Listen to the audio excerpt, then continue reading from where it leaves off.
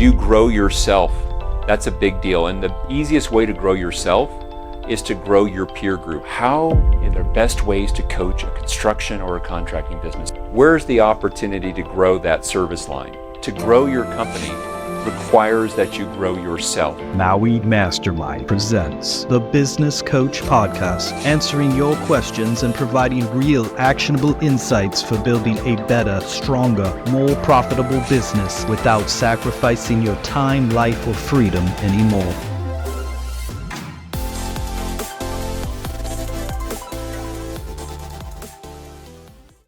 Hi, and welcome to another episode of The Business Coach. I'm your host, David Finkel, and in this weekly episode of the podcast, I'm going to be talking about how are the best ways to coach a construction or a contracting business. So if you own a construction company or some type of contracting blue-collar service business, you're going to love this episode. I'm going to share with you I think the way I'll frame this is, what's my coaching playbook? That when I work with a construction company or a contracting business to help that company get concrete results, no pun intended, what is it that I look at? What are the places that let me get easy, fast results with a construction or a contracting business? So I'm going to share with you 5 of what I think are the easiest plays that as a business coach, I've worked with lots and lots of construction and blue-collar service businesses, and I've helped them get 20% growth, 50% growth, 200% growth, 700% growth, 1,000% growth over the course of 1 to 10 years with that part. At the same time, the owners reduce reliance. So I want to talk about, how do I do it? How can I go into the business? Well, again, as a coach who's seen thousands of companies, I get to look at the patterns behind that. So it lets me go straight to the answers that work.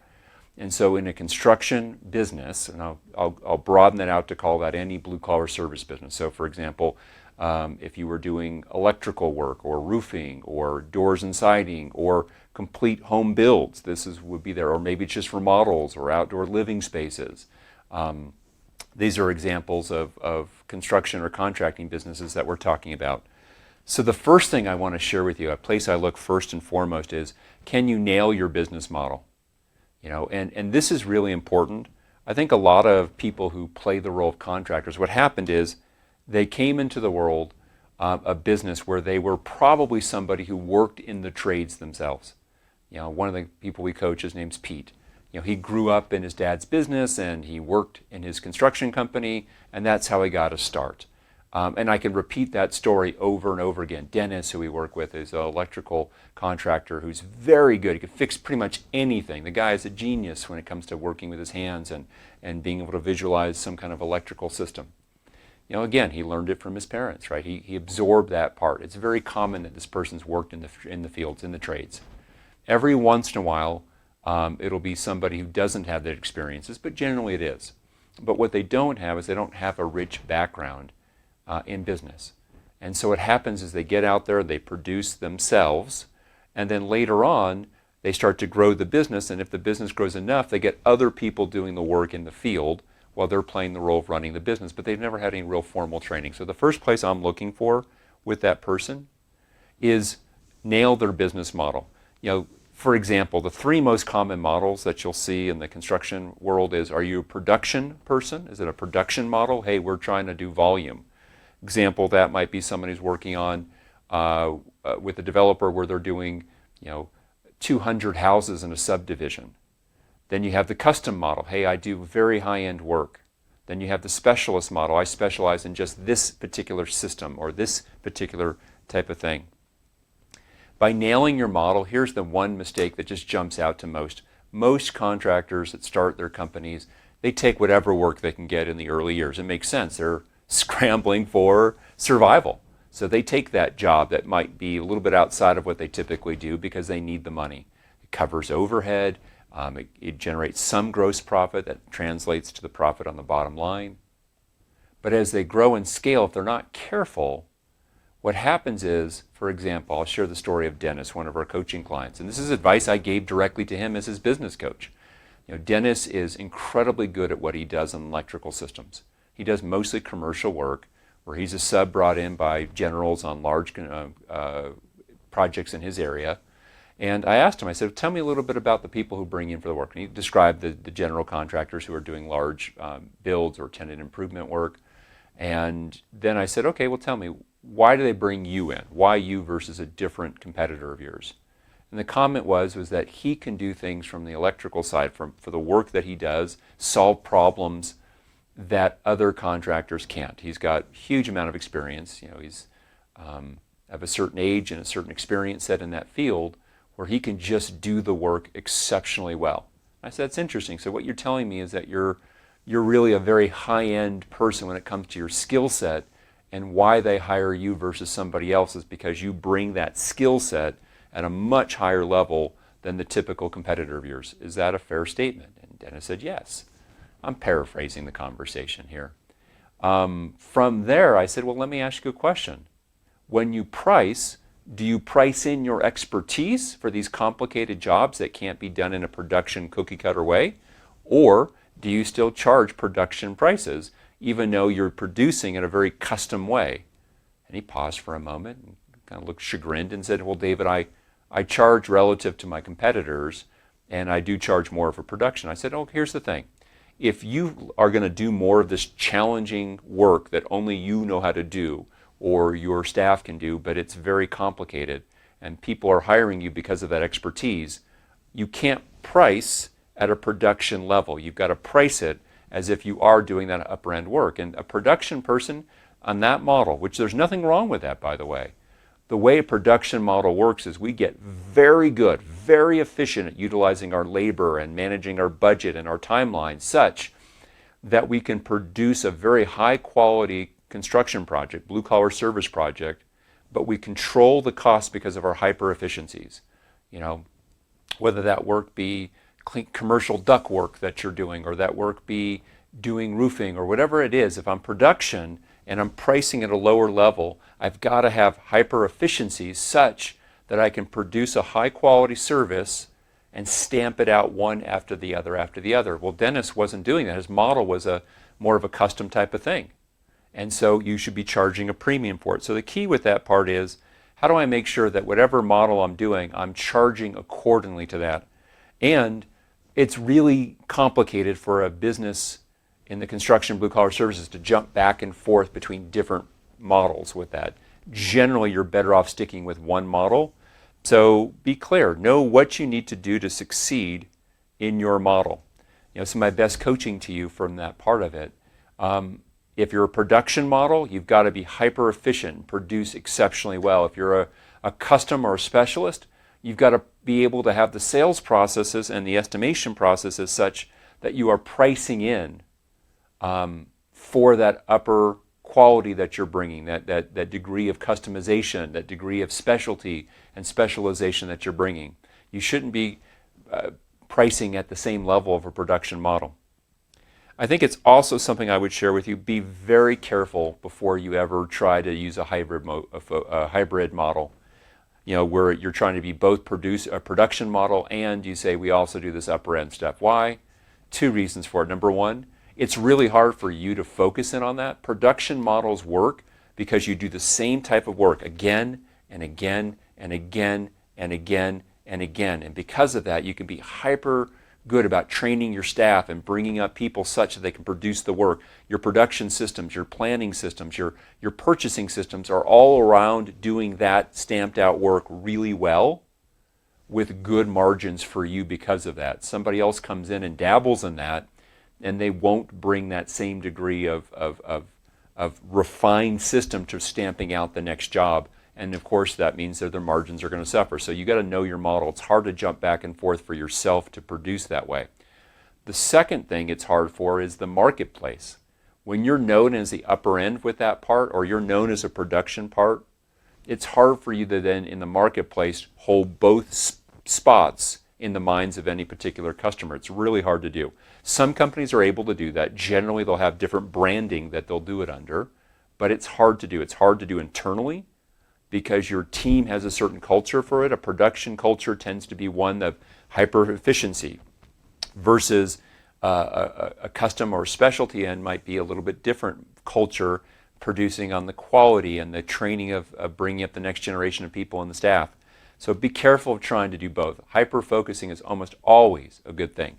So that's the first play. Nail your model. Business, from the business perspective, contractors and construction companies, they just blow it in that place. Number two, the second play that I would go as a coach, and I'm going to look at this in their business, is I'm going to help them to focus on their most profitable line of business. We're going to do something called a margin analysis. I'll do this with just about every construction business that I work with, or a blue-collar service business. Now, what do I mean by a margin analysis? So margin analysis says, okay, take the types of jobs that you do or the types of customers you do it for and put them on a spreadsheet where you go down, right? So, we work with commercial tenant improvement jobs, and we work with commercial brand new builds, and we work with commercial big box store types of work.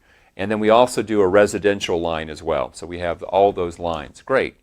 I'm going to look at what's my gross profit margin average for the prior 6 or 12 months for each of those service lines. Remember, gross profit is where we take the total revenue and subtract off the cost of goods sold, the direct cost of you to produce that job. And you should be managing that gross profit margin. In construction or blue-collar service businesses, if I ever had a coaching client says they don't know that, that's the first place that I would go to. It's the sixth play, right? I would go there immediately. Hey, we need to look and nail down so that you can get a clear gross profit margin per job that you do. And then in aggregate, we can look at it by service line to get the average gross profit margin that you have per service line.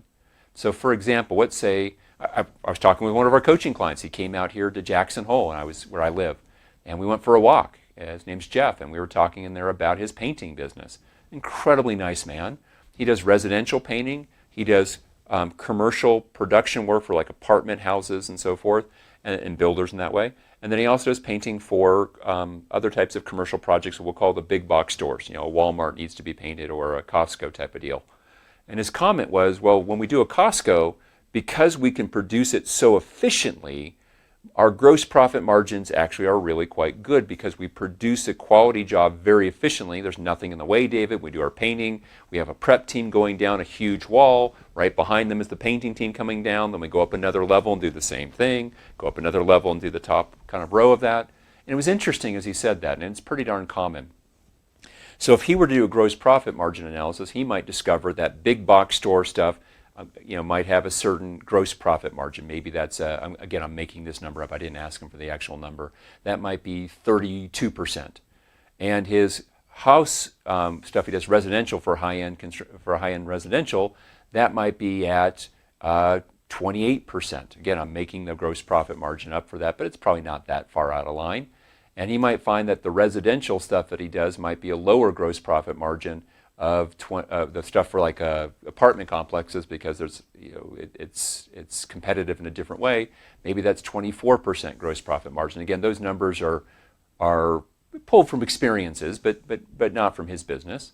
From that, what does it tell us? It tells us that which of those lines are most profitable. Now, we have to still look at what are the opportunities for getting a certain amount of volume. He might only be able to do one big box store per year. Well, then he can't really rely on that for his business.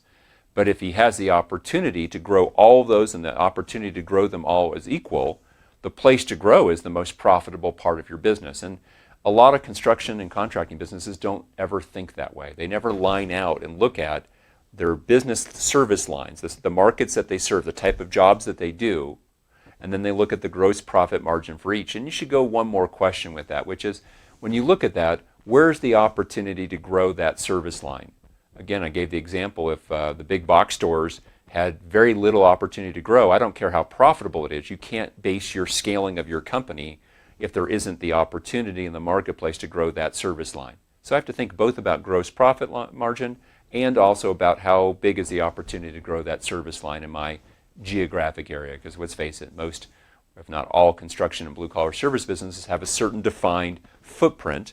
They can go beyond there, but it's harder to go beyond there because you don't have the staffing there, you don't have all the vendor relationships, the subcontractor relationships, etc. You can do it, but it's a bit of a different part. So I'm asking you to conduct your margin analysis. As your business coach, I'm telling you to act on what you notice and learn from that, such that you are focusing your company's efforts on its most profitable service lines. And you do this, let's say you have 5 service lines, you're probably going to find that 1 or 2 are very profitable. You're going to find that 1 or 2 are not very profitable, and 1 or 2 in the middle ground. Don't worry about the middle ground. Take the energy that you used to do to market and sell to the lower profit ones, reinvest it to the upper profit ones, and that's how you grow not just your revenue, but more importantly, you grow your bottom line profit. That's, at the end of the day, what you're looking for. You might have a $7 million a year construction business doing kitchen remodels. Again, making that one up. What you care about is how much of that $7 million drops to the bottom line. Even if you were to just make this change and keep the same revenue amount, but you might go from an operating profit number of 11% to 14% or 16% from the same revenue. That's a big deal when you can drop points directly to your bottom line profitability. So now, those are 2 of the coaching plays. Here's the 3rd place I look at to make an easy, quick, immediate, not immediate, but very fast. We call it a base hit in parlance of coaching. A base hit means how can we get a client concrete result within a 3 to 6 month period. Sometimes it takes up to a year, but usually it's within 90 to 180 days. Why? Because we want that client to get a quick result that results in more profit for their company. That's one of the things we always work for. Of course, at the same time, we want to grow their business's independence from them as a producer in the business, but that's a second note. So my 3rd play that I love to use with construction companies is you've got to master producing, right? On time, under budget. That's the frame, that's the thing that you should be having your team as part of its culture sing again and again and again. On time and under budget with that part. So producing in a blue-collar service business is the 2 places that I'll look at that cause them huge problems. Number 1, they don't do planning very well.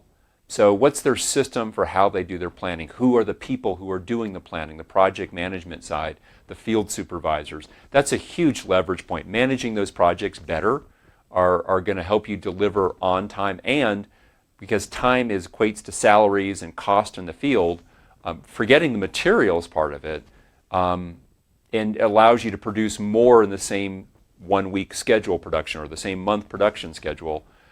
The ability to plan that through really matters. And that's part systems, that's part people, and that's part training of your people to use your planning systems.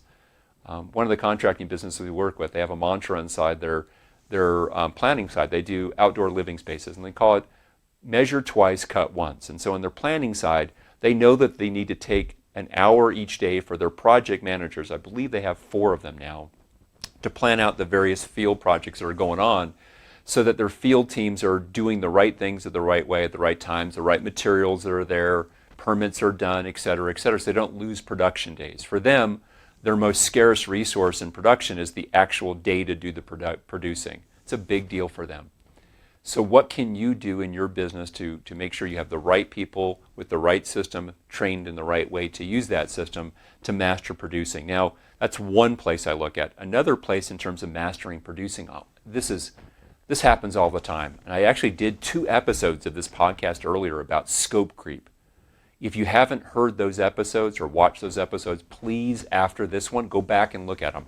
You'll see scope creep in the title. I don't remember what episodes they are at this point. I think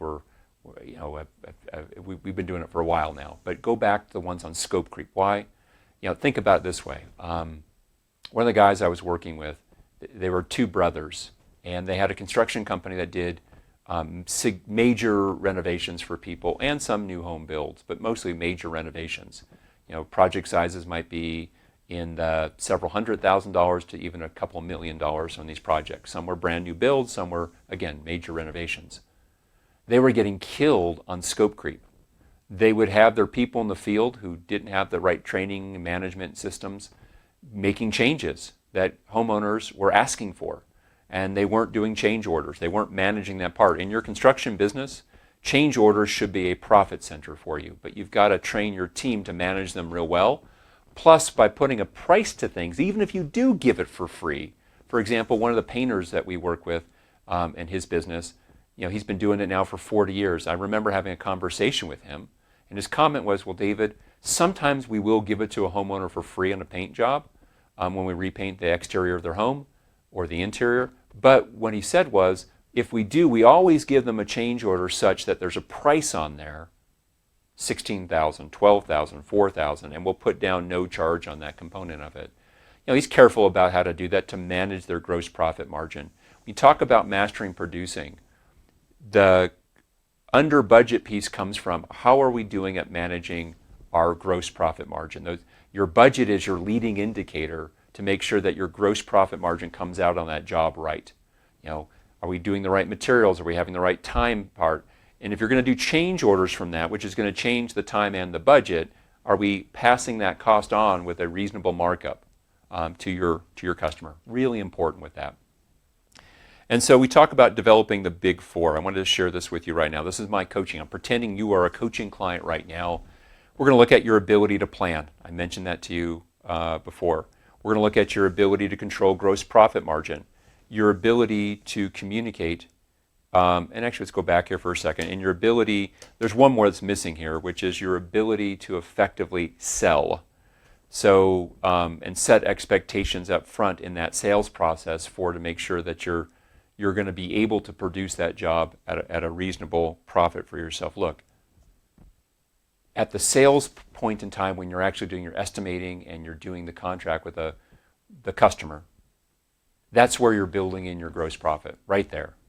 If I have a job and I price it at $250,000, but that job really should be priced at $350,000, I don't care how well I produce it. Realistically, I'm not going to have a good gross profit margin because I undersold it.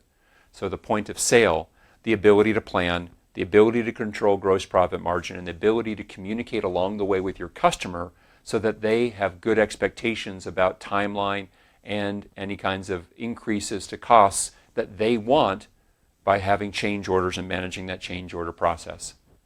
So those are three. Here's the fourth place I look at to get a quick business. So let's say we're sitting down, we're having a meal, going over your business. Here's the fourth play that I'm going to call on many businesses that are in the construction or blue collar services. Their staffing system. This is a huge opportunity for you, your staffing system. So how do you hire? How do you manage? How do you train? How do you retain your team? Huge, huge deal. Most construction types of companies don't do very well with this. They have turnover. They have good people that they lose because their managers in the field, their supervisors, push people away. They play favorites. Then you're wondering. I'll share an example for it. There was a client we were working with in Atlanta, and he had, in his world, he did high-end fireplaces was what he did in his world. And in his world, he had two guys that were like the experts of how to go in the field and to do this work. They would do really fancy ones, like if you had a hotel and you had this, the beautiful fireplaces you see with glass on all sides.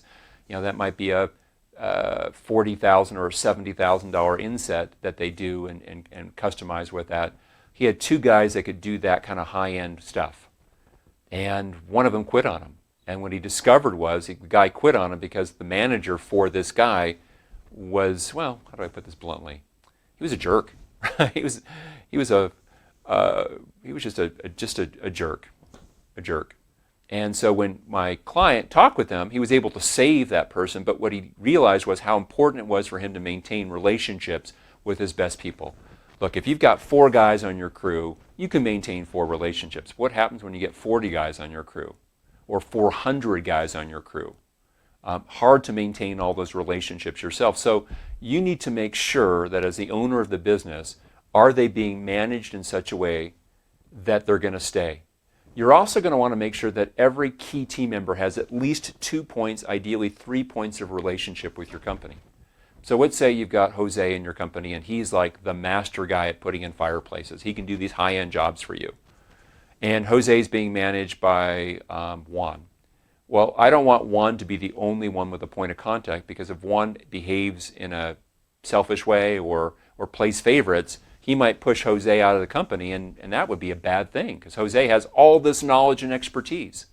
So in addition to Juan, I might want somebody else, let's say in the main office, to do that. So maybe it's Joe or whoever it might be.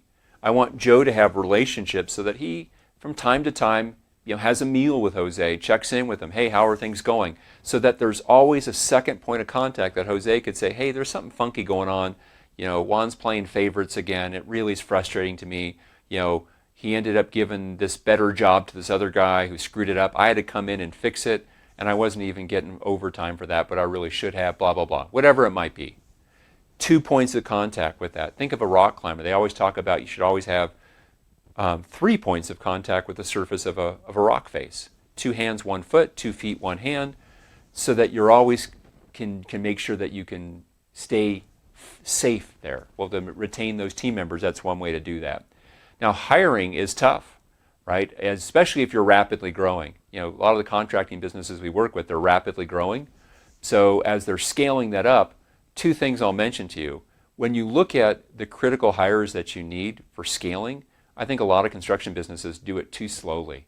They are afraid of using outside recruiting help, or even bringing in somebody as a contract recruiter for them in some fashion to do that. And most of the people who are doing the hiring is the owner, and they're not necessarily the world's best hiring people. So especially if you're rapidly growing or scaling, if the thing that stops you is having more staff, if there's all this opportunity to do more jobs in your niche, in your focus niche, remember we talked about now your model, and what stops you is a lack of key people, a lack of people out there in the field producing, whether it's the supervisor side or the actual techs and or construction folks in the field, then invest to get those people on your team. And the place to invest is in gathering that candidate pool and doing that interview process. And I'll tell you, that might even be when you're hiring a manager of some sort, making sure that he has a background or experience where he's done and shown that he's successfully hired lots and lots of people in a contracting business. And then, of course, training and retaining them as systems. So I'm going to go one more coaching play that isn't commonly thought about, but when I'm working with a construction owner, one of the places I'll commonly look at is for them to grow themselves so that they can grow their business.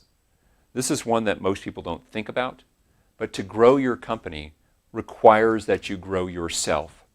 You know, what stops blue-collar service businesses from going from 500,000 to $1 million is usually the owner is struggling with some of those basic business pieces.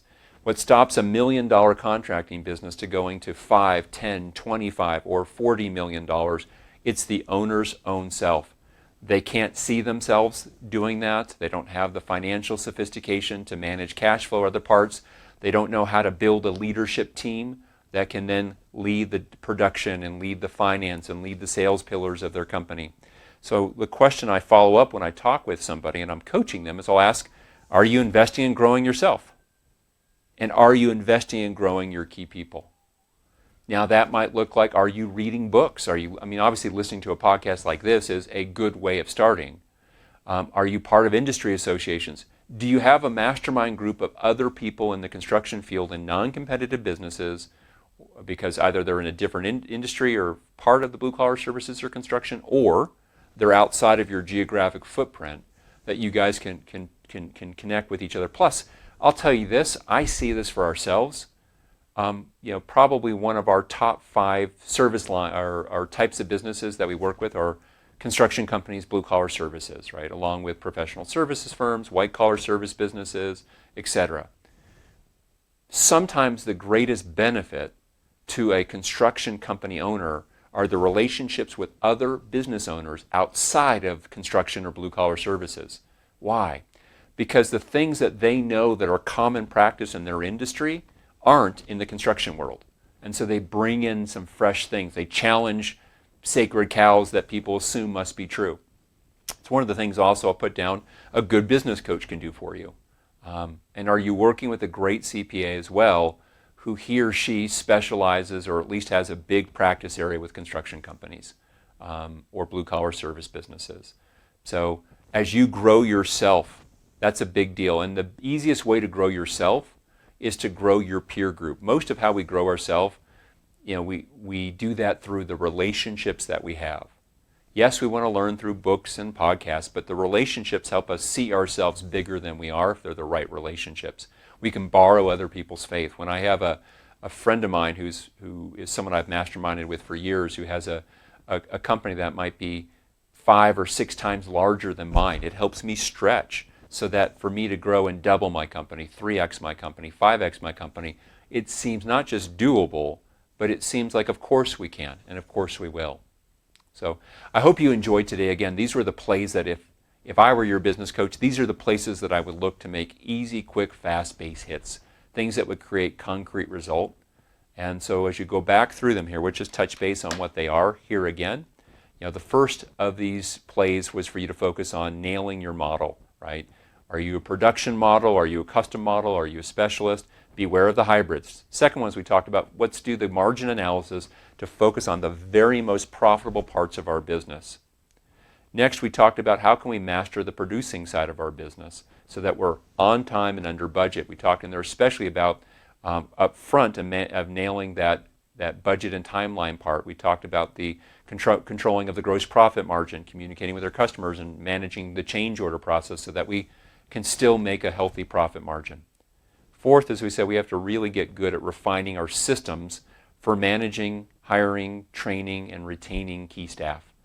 And then finally, growing ourselves and our key people, right? The business ultimately is going to be constrained by who you are and who your key leaders are. I thank you for spending another period of time with me on The Business Coach. I hope you have great ideas. And again, I want to put out there, if you have questions you want to share with me, I will read every one of this. Simply send your questions to thebusinesscoach@mauimastermind.com. Again, that's thebusinesscoach@mauimastermind.com. Myself, Kurt, and our production team, we will read through all those emails and we'll answer the best of the best on future podcasts. I'll respond to everyone who does send something in. Thank you, and I wish you the very best of luck as you scale your construction and blue-collar service businesses.